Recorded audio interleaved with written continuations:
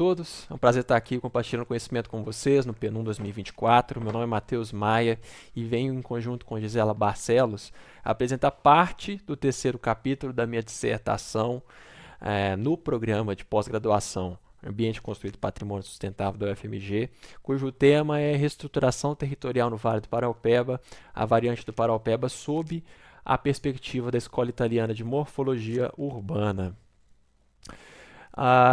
O objetivo deste artigo é demonstrar as transformações no território a partir da implantação das ferrovias, considerando as estruturas de longa duração neste território. Para tanto, são utilizadas as metodologias de Ian McHarg, que é o Layer Cake Method, somados à metodologia de Canidia e Maffei, associadas a Garaitagoitia. Este esquema ao lado vai mostrar justamente essa somatização, que representa a metodologia utilizada a esta pesquisa. Portanto, foram primeiro mapeadas edificações isoladas e vias, e depois cruzados estes dados com dados de fontes históricas e referências bibliográficas. Em um terceiro momento, portanto, inseriu-se os conceitos da Escola Italiana de Morfologia Urbana, as quais nos permitiram dividi-los em ciclos morfológicos. O Vale do Paraopeba, portanto, ele é parte da Bacia do São Francisco, especialmente a região ali do Alto São Francisco, compreendida na região metropolitana de Belo Horizonte. A região de foco especial a essa pesquisa é a região compreendida entre Salto e Funil, cujas margens direita pertence a uma região com a densidade de mineradoras e siderurgias é considerável, e enquanto a margem esquerda a gente tem a predominância de atividades de cunho agropecuário. Neste território temos elementos naturais representados por duas cachoeiras, que é a Cachoeira do Salto, localizada em um ponto mais alto do rio, e a Cachoeira do Funil, que é num ponto mais baixo, e que a gente pode observar, justamente pela coloração do rio, os sinais e todos os impactos ocorridos com o rompimento da barragem Córrego do Feijão em Brumadinho. Então a gente tem na região aqui de Brumadinho também uma outra ruína, que é a Forte de Brumadinho. Depois a gente tem outra ruína aqui, simbolizada por R2 na região de Moeda, e outra ruína simbolizada R3 aqui na região de Belo Vale. Essas três ruínas localizadas nos topos, enquanto os elementos naturais nos vales. O referencial teórico é a Escola Italiana de Morfologia Urbana, que considera as rotas como o elemento básico à estruturação e reestruturação do território. Elas são analisadas pelo método histórico, que analisa os processos morfológicos, entendendo o território como um palimpsesto, ou seja, um território ele é sobreposto, e a gente vai conseguimos lê-lo a partir de associações, e essas identificações de padrões e descontinuações culminam na seleção e organização de períodos ou ciclos morfológicos. Neste sentido, foram localizados 4 ciclos morfológicos, mais o período de exploração, as quais vamos falar a seguir. O ciclo de exploração foi o momento em que estabeleceram neste território as rotas de exploração. Sabidamente, a rota dos bandeirantes, a rota dos paulistas, chefiada por Fernão Dias.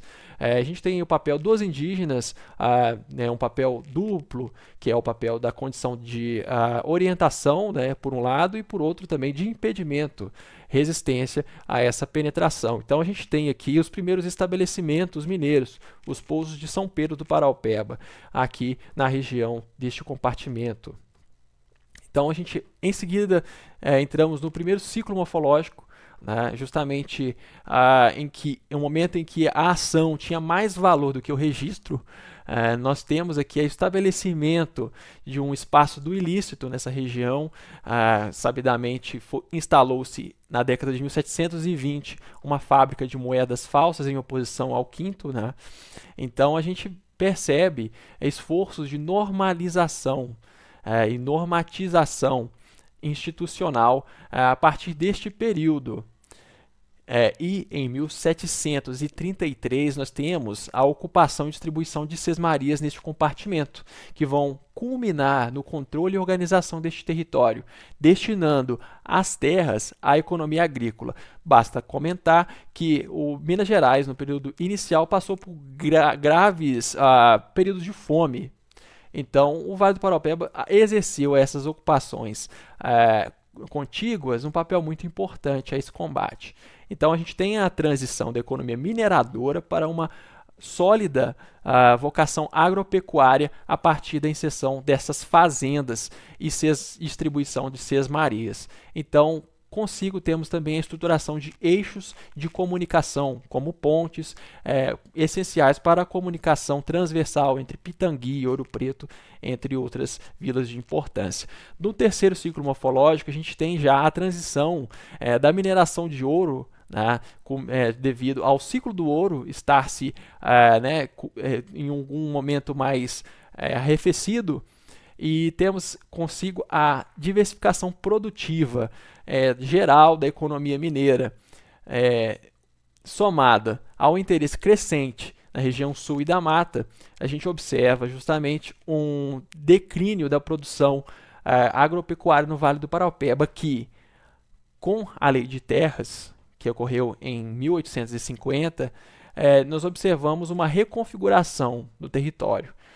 Justamente a partir de novos interesses econômicos que surgiram com a vinda da coroa portuguesa aqui para o Brasil. Então, o interesse era desenvolver, né, e emancipar-se de outras nações da siderurgia, e surgia também esse interesse em adquirir o minério de ferro. Então, nesse momento de transição, a gente tem aqui na década de 1920 e 10 e 20, na República, a inserção da variante do Paraupeba, que o incluiu em uma malha integrada de exceção. A gente pode verificar aqui, né, em toda a malha da Estrada de Ferro Central do Brasil, neste momento, a gente tem a ativação de uma economia ociosa, baseada no abastecimento da capital e minério de ferro, né, sendo ativada.